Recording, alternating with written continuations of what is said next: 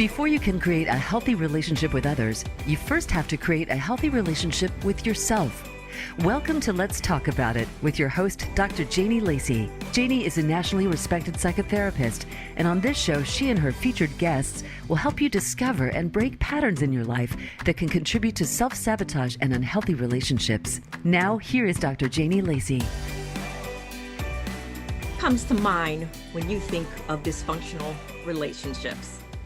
America's music duo Ike and Tina Turner, who were inducted into the Rock and Roll Hall of Fame in 1991, and best known for their musical talent and rocky relationship. All relationships are more or less dysfunctional in different ways and at different times. There's no perfect relationship. They don't exist. But in order to stay in a committed relationship, most intimate partners adapt to many disappointments or disillusionments during the time when they are together and when they are apart from each other. Many couples push relationship distresses under the rug without resolution and discover much later that they're unable to recover from these festering sorrows. Today, our guest, Debra Kaplan, who is a licensed therapist who specializes in helping clients overcome addictions, issues related to sex and love, relationship struggles, and unresolved traumatic stress. Her expertise in working with sex addiction and compulsivity also includes working with couples and spouses affected by internet and pornography addiction, emotional sexual affairs, and financial infidelity. It is my distinct pleasure to welcome to the show Debra Kaplan, who is the author of Battle of the Titans, Mastering the Forces of Sex, Money, and Power in Relationships. Welcome to the show, Debbie. Thank you, Janie. It's a pleasure to be here. So, Deb, could you share with us exactly what is Battle of the Titans and what was your inspiration to write this book? I wrote Battle of the Titans after, the first book in the concept of bringing money, sex and money and power together was For Love and Money, Exploring Sexual and Financial Betrayal in Relationship. That book I wrote and came out in 2013. While that book dealt with issues around sexual infidelity and betrayal and financial infidelity and betrayal, because often the two are very closely linked, the focus of that book was really more for couples who were dealing with an active addiction. For example, if there was alcoholism or sex addiction or work addiction. In the years subsequent to the book being published came the Me Too movement, the Harvey Weinstein, the finality to him and his escapades being brought to clear justice. However, throughout time in my practice, couples would come in, individuals would come in who were not involved with any kind of addiction in their relationship. And as you said, there is no perfect relationship. All relationships have their dysfunction and they have their strengths. It was for those couples that I decided I needed to write another book for my clients, for the couples, for the workshops that I do, to serve the population, which is the majority of us that are in a relationship with someone wherein there is an issue of a power differential. And that pretty much describes almost all relationships. It was due to that motivation that I sat down and began to write what became Battle of the Titans.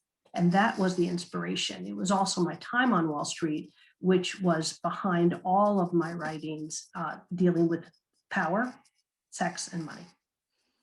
So explain to us what exactly is a Titan for those people that heard the word, but they may not necessarily know what it means and how it plays into the context of our conversation. Well, it's interesting. For anyone who writes, there's always the concept that people know there's the book that one as a writer starts out to write, and then there's the book that shows up. I originally began to write this book. I started putting things together in 2017, 2018. And the book I thought I was going to write was not the book that showed up. Because in earnest, in January, I put the book aside for a while because I just couldn't find the spark line. I couldn't find the through line. The book wasn't jiving, it wasn't coming together. And in January of 2020, before the pandemic hit, we didn't really know what was on our doorstep. I began to look at financial infidelity and power dynamics of control and exploitation in relationship. And I began to sit down and think about what motivated me to write this and what did I want to write about? And what kept coming up is what I learned about my family of origin. When I was young, my parents would fight about money all the time. And I remember thinking about my relationship with my dad and his relationship, my dad and my mom together. It was like a battle of the Titans. And that is how the title, the chapter, it happens to be the chapter, Battle of the Titans, which is the eponymous title of the book now, is where I realized that not only was the clashing of power between myself and my dad and my mother, and also with couples, the clash of what forces around sex and money and all the way around Titan really seemed to fit. And therefore, the book was then put on the frame, if you will, of Greek mythology, because in many ways, Battle of the Titans is part of the Olympiad, is part of the Greek mythology around the Titans. I absolutely love Greek mythology, and I love that old school movie, Clash of the Titans. But you've mentioned, Deb, that you've worked on Wall Street for many years. So what has your experience taught you about money and power, specifically when it comes to relationships? That's a very good question. So for the listeners, I'll give some background story. My history is in trading. I'm a commodity option trader, and I've worked on Wall Street in many different capacities. And anyone who knows, even stereotypically, money is what drives Wall Street. Even more than money, it's power. Who's got the money? Who doesn't have the money? Who has the information? Who doesn't have the information? And control is very important, as well as money, and how those two come together. I would say that my time on Wall Street, what really showed me is how money, but power, is coveted. And I saw that play out on so many different levels. As a commodity option trader, I worked for myself. I was trading in the pits between the 9/11, when the actual World Trade Towers came down, the World Trade Center came down. The commodity option floor was in the World Trade Center. And the issue of money and who could be bought and who isn't bought and at what price somebody is bought. Now, that is going to be a very inflammatory statement for your listeners, and you might get a lot of pushback on that. The notion of money and at what point people are in, everyone has a price. This is not something that I'm condoning. It's not something that I'm actually endorsing.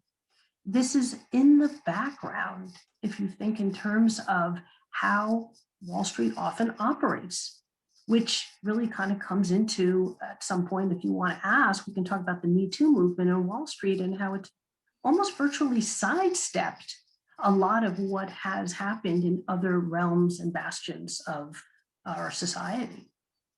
Well, since you mentioned it, you are a female that was working on Wall Street.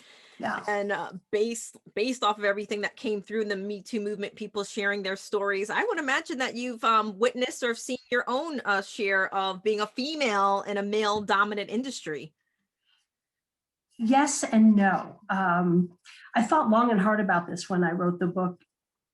Again, some of these topics are very difficult and they're very charged when we're talking about sex and we're talking about money. When we start talking and move into the area of control and exploitation, I want to ask the listener to think in terms of what comes up for you. And for me, I have a very strong personality. In many ways, I had to think back to what is my history on Wall Street and how, fortunately, or maybe by design, I was able to navigate those very complex waters without having experienced exploitation. I came into the business world believing that I could do anything, and I was as knowledgeable and I was as deserving of a seat at the table as any male counterpart. And I was not willing to trade on sex to get my way ahead. I was not willing to do anything outside of my value system to get ahead. Therefore, I knew where the lines were, and I knew what I was willing to do, and I knew, more importantly, what I was not ever going to do. Whether or not my future was held in the hands of any other individual, a manager, a boss, be it male or female, I was not willing to compromise on who I am and how I succeeded. To that end, I'm very fortunate by never having had to put my success or my future in business on Wall Street in anyone else's hands. It was going to work for me or it was not going to work for me. In particular, when I was down on the trading floor, I didn't trade anyone else's money. I was called a local. I traded my own personal money. And therefore, whether I succeeded or not was really only on my shoulders. It was not in anyone else's pockets.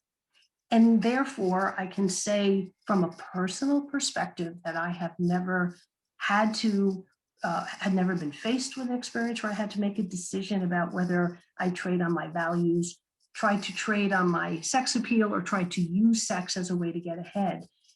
I recognize that not all women, females, can say that. So I recognize the perhaps specialty or the sanctity of that statement. That sounds like while you were working on Wall Street, the Deb who we know today was being birthed. Boundaries, and knew who she was. Yeah, I came into that field knowing who I was, and growing up, watching my parents argue about money. There I would sit, and I talk about this in the second chapter. I would sit in the middle seat, in the back seat of the car, listening. As a middle child, I had an older brother. I have an older brother. I have a younger sister. I am almost the quintessential middle child, and I didn't get my voice heard. When I lecture today, I half jokingly say, people are listening to me now. I'm able to get my voice heard. What I did have was a very clear view into the front seat of the car, where I thought, listening to my mom, listening to my dad, and how my mom would inadvertently disempower herself, or in some ways drive the dynamic between them. And I was learning, quietly taking in information, learning about how to navigate relationships and how to hold my own. I think part of it is who I am as a person, and part of it is what I grew up with, and learning to get my voice heard and learning to make my presence known. And the birthing of who Deb is today is a culmination of all my experiences in life that brought me to today. Well, I completely understand some of those aspects, from one middle child to another that grew up as a middle child. So I understand that observer not wanting to rock the boat, and here we are. But it was really interesting to me in chapter 1 when you discussed narcissist and power, that good old word narcissist. We often hear the word narcissist thrown around quite often. So can you help our listeners and our viewers understand what makes a narcissist a narcissist? Help us spill the tea, Deb. Wow, that you and I could talk for not only this whole hour, but we could talk for several hours thereafter. The word narcissist, the description has many nuances to it, because we could talk from a clinical perspective of what the diagnostic criteria are for what a narcissistic personality disorder is. When you and I are talking in this way about a narcissist, probably every single one of us knows somebody who is self-absorbed, takes all the oxygen in the room, needs to have their self-worth validated by external sources, wants to be the center of attention and attraction, and cannot allow their own ability to just be in the world with other people. They have to be ahead. They have to get the attention. That still wouldn't capture what happens underneath the developmental forming of someone who is narcissistic. Because what we're really talking about is the developing wound to the ego. All of us, every single one of us when we're born, are dependent upon a caregiver. And if our needs aren't met, if we're not attuned to, it isn't as if those needs go away. We still have to get those needs met. And if we are somehow emotionally stunted or arrested development at a specific age or state of development, we're going to try to get those needs met regardless. That means if we don't grow out of that emotional immaturity of it's about me, or the world hasn't smacked us back and said, hey, you got to learn how to play nice in the sandbox because we all have to get along, then we will somehow still operate in the world despite pushback of it isn't always about us. We will operate from that place of, oh, but it is. And continually from a self-centered perspective, make our interactions and our relationships self-serving. And you're right. I mean, we can speak about narcissism and narcissists all day, but one of the things I do want to stress, because sometimes I'll hear this with female clients, is that, and you can help us clear this up, narcissist does not tie to a gender. It can be a female, it could be our mom, it could be our dads, it can be lots of different people. Is that correct? That is absolutely correct. If you have if you're human, if you're walking on 2 feet, you can certainly, it's an equal opportunity perspective. Equal opportunity perspective. So it could be your best friend. It can be your parent, it can be your child, it can be your spouse or partner, it can be a boss, a friend, a colleague, it can be anybody. Women may, you had a guest, Tim Story, who was on, and I listened to that podcast, and I was fascinated by the sense of his life. Really, he galvanized who he was through others who empowered him. And he talked about the opportunity for many to be disempowered. And I really had to shake my head and say, yes, in many ways, our interview coming after his is so synchronistic, because there are so many in our lives who we grow up with in our family, neighbors, friends, teachers. There are many people out there who are at the ready to help disempower us. The world is a really harsh and cruel place at times. And it is finding those around us who lift us up, who empower us, who help make us, bring us and connect to our strength, that we need to continue to seek out. Narcissists can't do that. It isn't about else other than their needs being met. And there is a lot of destruction depending on how pathological that narcissism presentation becomes. I talk about the dark triad in Battle of the Titans, wherein there's a continuum. All of us we have some of us have very positive self-esteem, some of us are arrogant, and further on along the continuum, on the very darkest end of that continuum, you have some very deep-seated malignant narcissism, which can be violent, it can be destructive, and it can certainly be very hurtful psychologically and emotionally. So we have to make sure as humans that we connect to those who empower us. And that is really the essence of Battle of the Titans.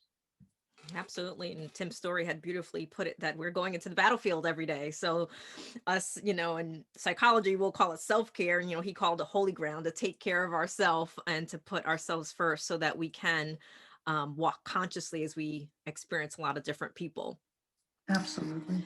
So in chapter 2, Deb, and I had purchased your book last year when it first came out, and I was fascinated, not only because of the title, but because me knowing you and all your great work that you do in our field. But in chapter 2, you start the chapter with a quote from Brene Brown, one of my favorite authors. But owning our story can be hard, but not nearly as difficult as spending our lives running from it. Embracing our vulnerabilities is risky, but not nearly as dangerous as giving up on love and belonging and joy, the experiences that make us the most vulnerable.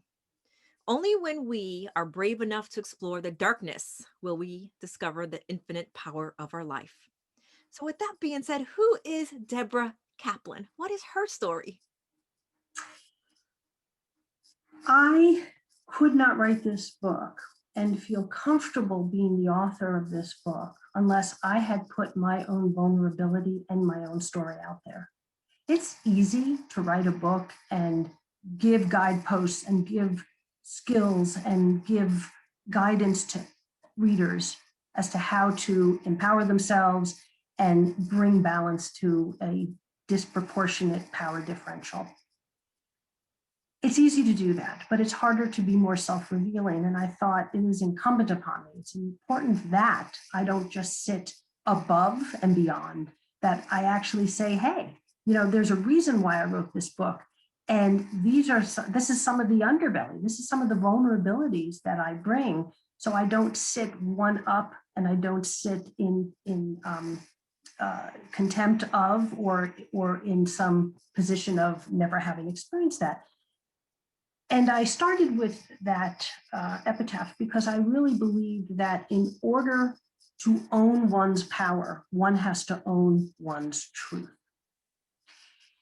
As I was writing this book and talking to the editor, I wondered just, how much of my story should I put out there? And the editor said, you can put as much of your story out as you want. And what I was really concerned about was flaunting or using the book as really just a memoir, because I didn't want it to be a memoir. And the editor said, no, actually, you're being very real. You're being very revealing. In sharing my power struggle with my dad, in sharing about my parents' arguments, I wanted to really convey to the reader that from a very personal perspective, I get this. And so who I am is really a culmination of a little kid who had her own power struggles with her father. I mean, it was a true battle of the titans. And there were some fights, and I don't mean physical violent fights. I mean, digging my heels in and owning my truth. And I had, growing up, my dad absolutely loved me. My parents they were married 50 years before my dad passed away, before they could actually celebrate their 50th wedding anniversary. But I was very enmeshed with my dad. And that created quite a power dynamic in their marriage, wherein it allowed my mom to kind of separate out. And it was very hard for me to get out from under my father's enmeshment. In my doing so, in many ways, it was like an emotional castration, if you will, which really plays into the notion of Greek mythology. And I thought, how do I put that down on paper? What would a reader think if I write this? And I thought that I'm human, that I'm no different than anyone else I'm writing about. I'm experienced, I'm further down the road, I've delved into my story, and I've owned my truth. And that is sincere, authentic empowerment. And that is why I wanted to write my story, because I come at this bearing who I am and owning it and feeling very proud of what I've accomplished. So what would be some of the pain points that Debra Kaplan experienced along the way to make her be the person that we're seeing today, who is writing books, who is teaching other therapists, who's working with clients to help them impact and learn from your walk and your journey? We often hear the term turning it to pain to purpose. So what would be some of those guideposts that, perhaps some of the listeners and viewers can relate to and seeing how you've dealt with it and turned your life around to make it work for you? What was most important is as I grew up, and certainly as a child, I had struggles, but I didn't really know what those struggles were. And I did eventually go to therapy. And I remember looking back in my 20s and thinking, I want to understand what my life is about, and I don't want to create patterns.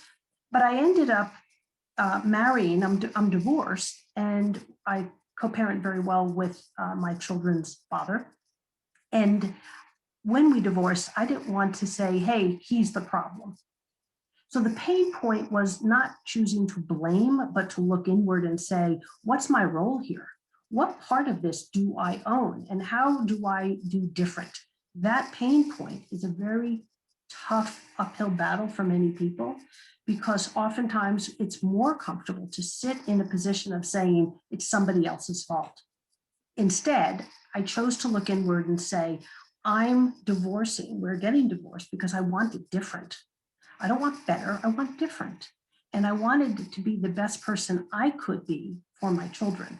I wanted to be the most emotionally healthy I could be for them, because that also was another pain point. It was becoming a married partner, choosing to be married or even in partnership. So that is one pain point that often is the inspiration for people to start looking inward. Having children or having a child is another pain point in how do I want to show up as a parent for this other vulnerable infant. Other pain points could include success in a career. How does that success get defined? And so for me, we talked about that a little earlier, I was willing and wanting to be successful, but on my terms and without trading on my values, which was to own my integrity, to do so with my own empowerment, and to not allow others to disempower me simply because they felt they had more access to something I wanted. And I say that with a huge debt of gratitude to those who I cultivated in my life for support and to help empower me. And in many ways, my parents, my family were empowering. And because there is no perfect family of origin, family in which we were raised, it had its own issues. I had to grow out from under this enmeshment. And that's when I really found my true power. So let me take out some of those nuggets, and I hear this term that blame is the parking brake for our life, right? So you being able to say that, yes, even though it got to this pain point and no one ever gets married to think we're going to divorce, but to look at this pain point and say, you know what, let me look at how can I do something different. And I think that's a hallmark, a seed to plant for growth. And then Yes. how do we co-parent, and how do I raise this child? How do I raise my children? And again, I hear the word to do different, and I hear legacy and all these other types of things. So what I'm here is one of I'm hearing is one of the hallmarks of the pain to purpose in Deb's life along the journey was taking these painful moments. And I like to wrap it up in my words to say, well, what can I learn about myself from this? Yes. And how do I grow from those vulnerabilities? And then how do I grow from these vulnerabilities? And then that fuels you forward to continue to grow. And I think one of the things I would want our viewers and our listeners to take from that is, yeah, it's a hard pill to swallow, to look in the mirror or look in the woman in the mirror and say, you know what did I do to contribute to get to this? But to use that to continue to grow and look at every day as a new opportunity to really walk in your power. Absolutely, Janie. And I see you as having done that. We are colleagues. I know you. I don't profess to know you well. You exude a sense of strength because you own your story and you know who you are. And I mean, that's a superpower. That's when we know who we are, no one can make us less than. We know who we are. We know who we're not. And there is no greater strength than that.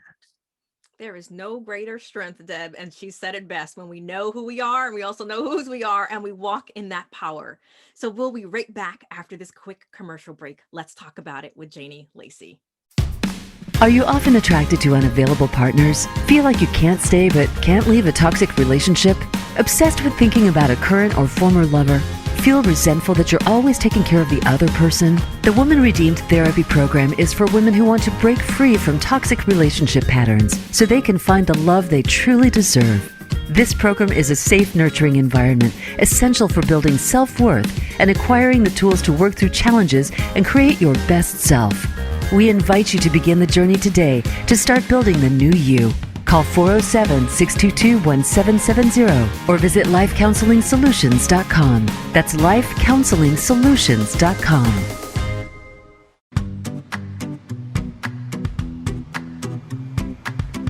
You are listening to Let's Talk About It with Dr. Janie Lacy. To reach the show today, please call into 1-888-346-9141. That's 1-888-346-9141. You may also send an email to Janie at lifecounseling.solutions.com. Now back to Let's Talk About It. Back to Let's Talk About It with Janie Lacy. We have Debra Kaplan with us, who's helping us understand the battle that we have with our Titans. So Deb, in chapter 4, Our True Selves, which is actually one of my favorite chapters when I was reading your book for many reasons. And that's why I have this question in here, so that we can share and glean this information with everyone else. But you gave us a list of king baby characteristics, which are commonly associated with entitlement, the big O entitlement. So first, what does king baby mean, king baby? And then why is it important for people to identify these traits and know how to recognize them in relationships? I'll start with your question, what is king baby? King baby syndrome, or queen baby syndrome, was coined by Tom Cunningham in Hazelden, and I think in 1986. And it really is a syndrome, or a term that refers to somebody who ages into adulthood without the emotional maturity along for the ride. It's growing up to be an adult, but not adulting. It's growing up and becoming an adult in age, but still maintaining the emotional immaturity. So if you think of the image of a big baby in a high chair, I want what I want when I want it, as they hit their rattle. And there are a lot of people who walk around with that sense of entitlement. Now, as children, it's absolutely appropriate because it's age developmentally sound. Little kids we are born very self-centered. It has to be about us. We have to get our needs met. And as we talked about earlier, we grow out of that eventually when the world smacks us back and we have to play nice and get along with all around us.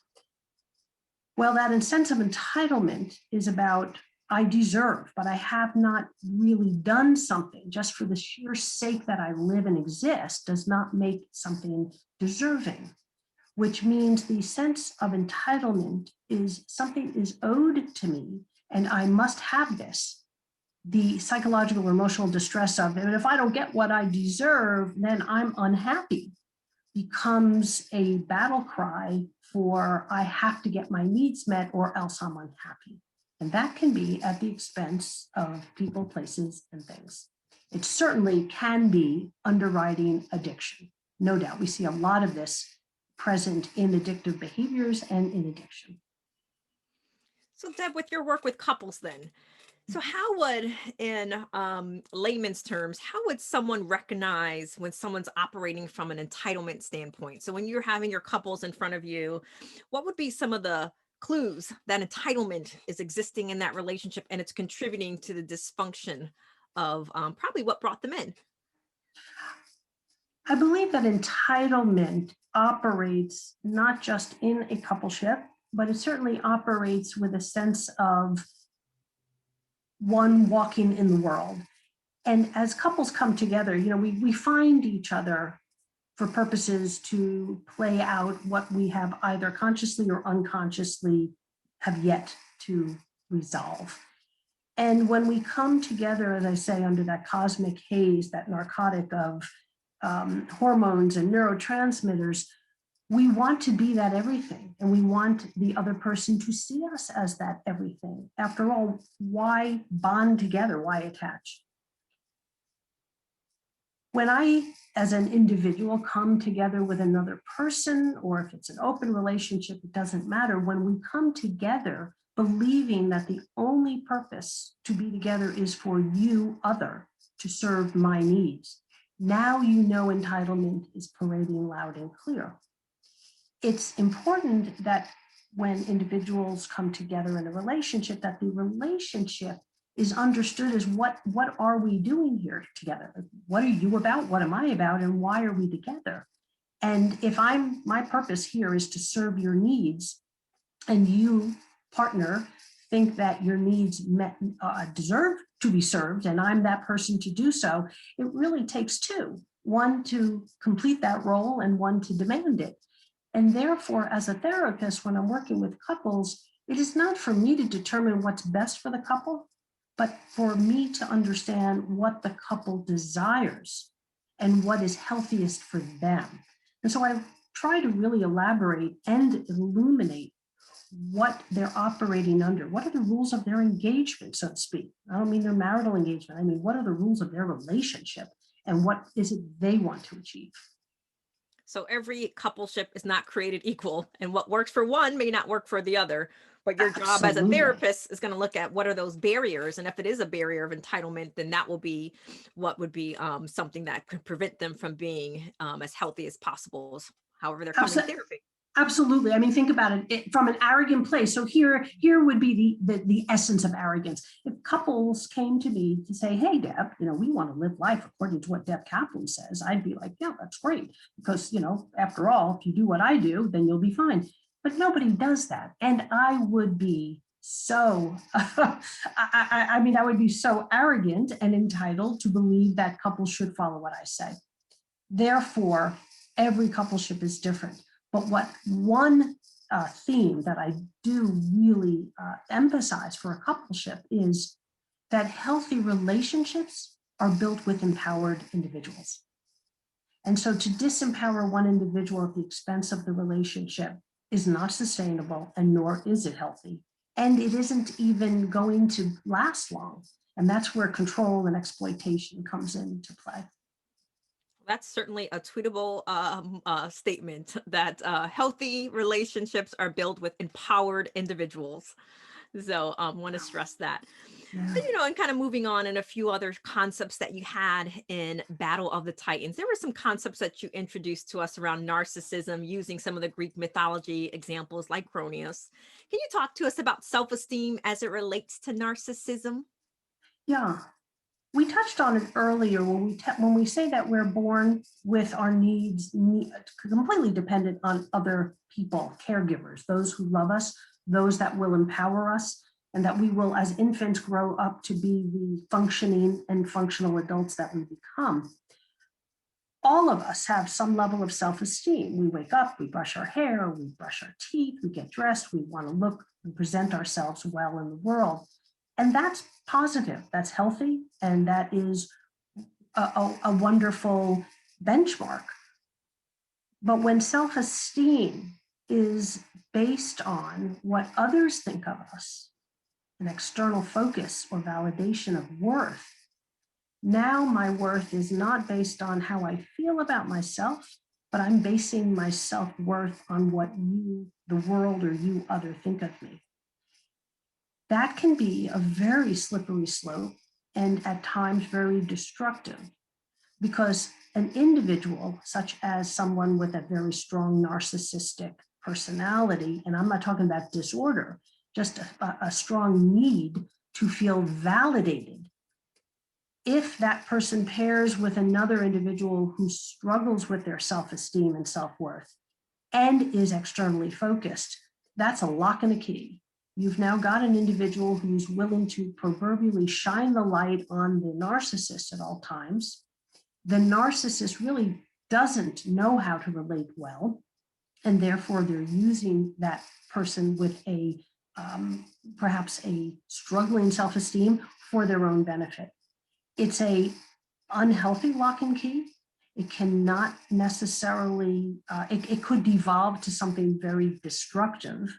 But self-esteem is built on an internal sense and focus of self-worth, not dependent on externals. So, in speaking about self-esteem and self-worth and depending on externals, in chapter 5, you use this term narcissistic supply. So, can you explain to our listeners and our viewers what exactly is narcissistic supply, and then who is most vulnerable to be a target of that narcissistic supply? Answer your question, I'm going to ask you, Janie, to reflect on, have you ever met somebody who is just using people around them for the purpose of shining the light on them?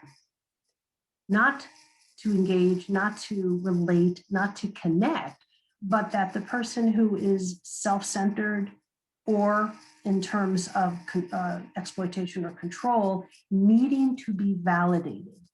And the people, the places, and the things in their life become nothing more than inventory, or, if you will, a supply of validation and a supply of worth. Think of individuals who maybe partner with someone to make them look good, have financial access to money, perhaps have access to a job. the individuals who do nothing more than inflate. Anyone who has children who had jumping castles, you have to constantly pump the air up into a jumping castle to keep it alive and afloat. Once you take the electricity away, once you take the air out of the jumping castle, it deflates. And the supply is no different. Once a narcissistic individual has used up all they can, has gotten what they need to get their needs met from people around them, they'll go on to other places. They'll cycle back, but again, it's all one directional. And that supply is really an inventory of validation that the narcissist is as wonderful as they are, although that self-confidence is a house of cards, because it really isn't self-worth, it is insecurity. Absolutely. And I could not have said that better. And my answer to your question is absolutely yes. Yeah, and we once, all do. and once you've encountered that crazy making, you learn the lesson. You never want to be back in that situation again. You know, I can recall even the example comes to mind of speaking on the phone with someone who would fall into that category, and the conversation is all about them, and then you remember to yourself they not once asked you, how are you doing, Janie? Right. It's a one-directional relationship, and it's depleting. Absolutely. Very draining when that person calls, or you know you're going to see that person. It kind of creates this anxiety. So those are some of the very practical things, identifying that in my own past. So, but I do think it's important for people to understand that concept, because a lot of times, and I'm sure you experience this too with clients, they can explain certain things, but like the term narcissistic supply and these terms can help us categorize them. So when things are happening, or if we're looking back, we can understand the crazy making, and to validate your own experience, especially if you happen to be a target of the narcissistic supply, as you mentioned. Yeah, I wanted to add something because I think this is very important for the listeners, that relationships that involve narcissistic exploitation or control or power dynamics that are in imbalance, one will notice a heavy lifting, as I call it. It's a lot of work to make that relationship stay functional or alive, or to sustain the relationship. So the emotional heavy lifting that it requires to make the relationship functional should never be depleting. There should never be, it's ultimately a balance. It's not always 50-50, but a hallmark of an unhealthy relationship, and one in which there is power and control, is the heavy lifting it takes to make the waters calm. And that's really important for the listeners to understand, that healthy relationships often do not require such heavy lifting. Absolutely. And as we shift a little bit into relationship dynamics, you know, I can think about even my own experience. And sometimes we get a setup of only family history or role models of thinking that a relationship is self-sacrificing. It is from a place of lack, versus the healthy dynamics that it's life-giving, and that there should be more positives than there's negatives. So part of that in therapy, and I would imagine you take your clients on that journey, is being able to look at, where do we learn what a healthy relationship looks like? Where do we learn how to be in a relationship, so we can unlearn those things so that we can relearn some of the positives and more relational dynamics that will create a healthier life for us? That's a great question. When I said earlier that when it was unfortunate that I divorced, it was never something that I ever thought I would be experiencing.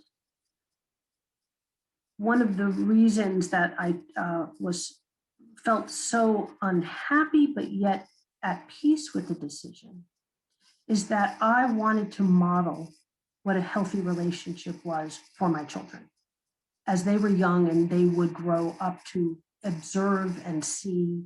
I wanted to be a role model for what was healthy, for what a healthy, empowered individual looked like. To your question, where do we learn this? We learn it from the family we grow up in, hopefully. If that's not healthy enough, we learn it from what we observe around friends and their family. And as our circles increase in scope, as we age, through school, through relationships, through our own relationships, through therapy, through others that we look and say, wow, that's a powerful couple, as in they support each other. No one, at no one individual's expense is their success. It is about the relationship, not about one riding over the other. And that's the message for individuals to see, that relationships are empowering and they're life sustaining. They're not depleting, and they're not in many ways self-defeating. So we have to help model that for those in our life, and even for those that we don't even recognize or watching. Relationships are empowering. So in your work with couples, I mean, how do you, you talk about this in your book, but I think it's important because I sometimes hear people misunderstand what shame looks like. So how do we recognize when shame is playing a part in relationship dynamics? The answer to that question is a very complex one, and I will do my best to bring it down to a digestible nugget. Shame presents in so many different forms and in so many different ways. We all have and need a healthy level of shame. It's how we learn compassion, it's how we learn humility, and it's how we learn really to be who we want to be without compromising on our values and our integrity.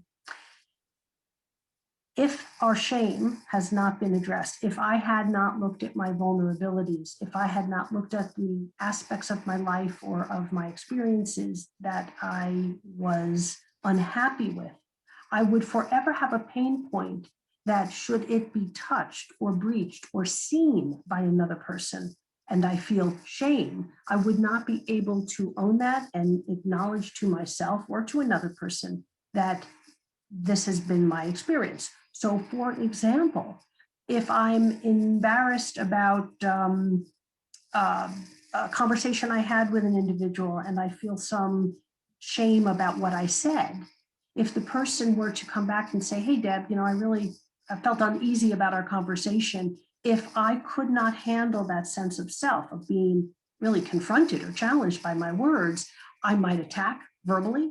I may put up a wall of words. I may put up a defense, may look in a number of different ways. If I can own it, I can sit comfortably, uncomfortably, but comfortably in, I apologize. You're right. I've hurt your feelings. And I'm really sorry. That bothers me that I did that. And I apologize to you. What can I do? Is there anything I can do to change what has happened or to help heal that? When an individual or in the coupleship, there is a sense of attack or defense and an inability to hear the partner, we know that shame is operating and therefore has to be addressed, because the fact that we feel shame is human. The fact that we may not be able to deal with it is more about a wound and wounding to the ego, that we haven't built some strength in how to own our truth and how to own our mistakes, because owning our mistakes is as vital as owning our truth. Very well said. I think you did a great job making it very digestible and practical so people can understand that. So I'm going to throw another one at you. Let's see. Yeah. I know it's a very complex conversation around shame. So if someone's listening to that and they relate to that, they think to themselves that, you know what, it's hard for me to take feedback and I get very defensive. If they've had repetitive feedback that said that people feel like they can't talk to them, they're walking on eggshells, like what can they start to do to heal the shame that can probably prevent them from being that empowered individual to walk down in a relationship lane?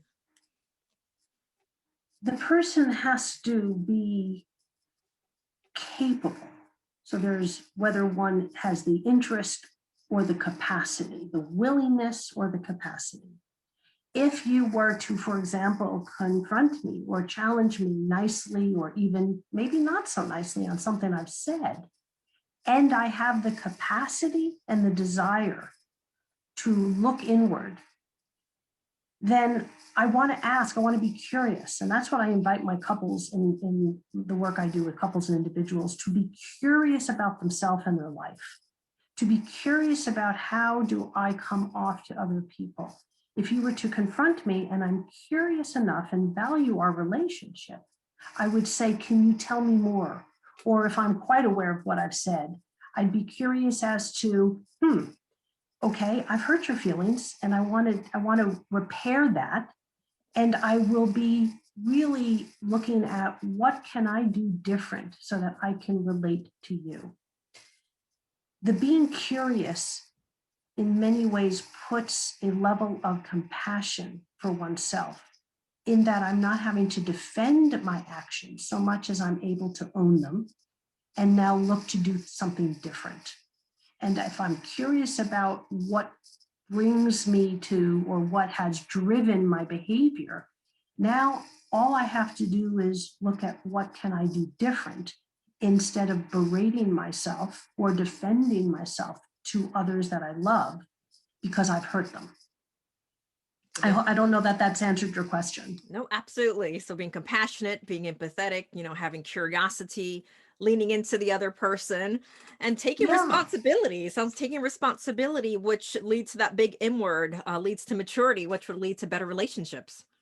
Which is underwriting that sense of narcissism, because if I don't have the capacity to look inward, because no one's ever actually held me accountable or challenged me in my thinking, and I'm entitled, then I'm going to have some real tough times ahead in relationships. Absolutely.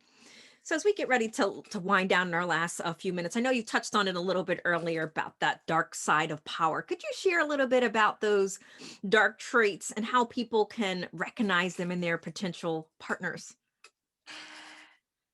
I would love to come back and talk more on that and expand on this, because it's so vital. And the reason I wrote Battle of the Titans is to help empower those that feel or are disempowered in their relationship.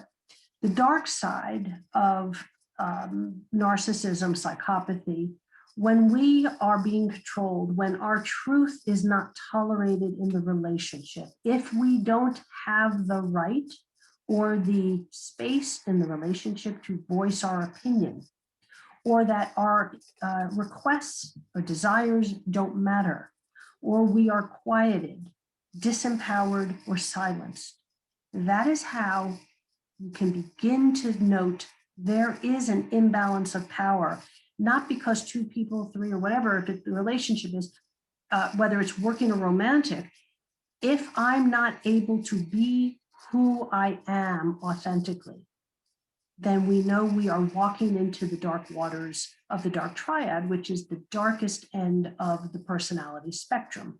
Psychopathy, Machiavellianism, narcissism, malignant narcissism.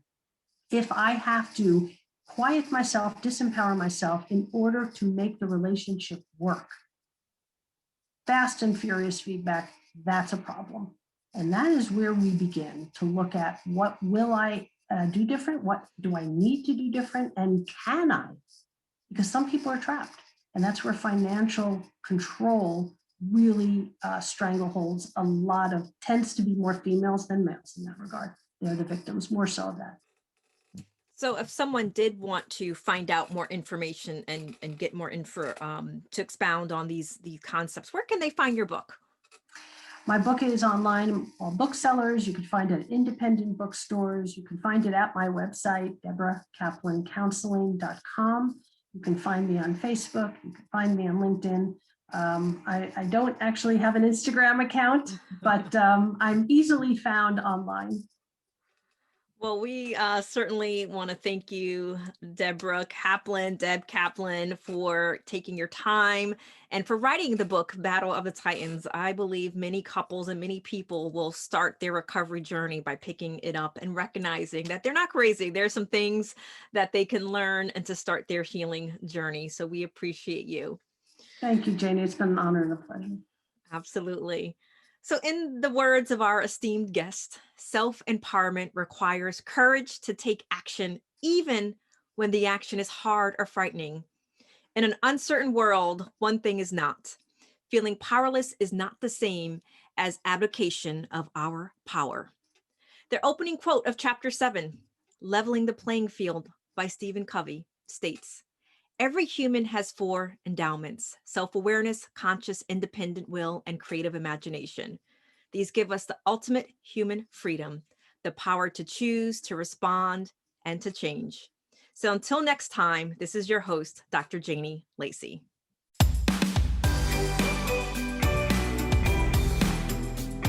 Thank you for tuning in. Let's Talk About It can be heard live every Wednesday at 5 p.m. Pacific Time and 8 p.m. Eastern Time on the Voice America Empowerment Channel.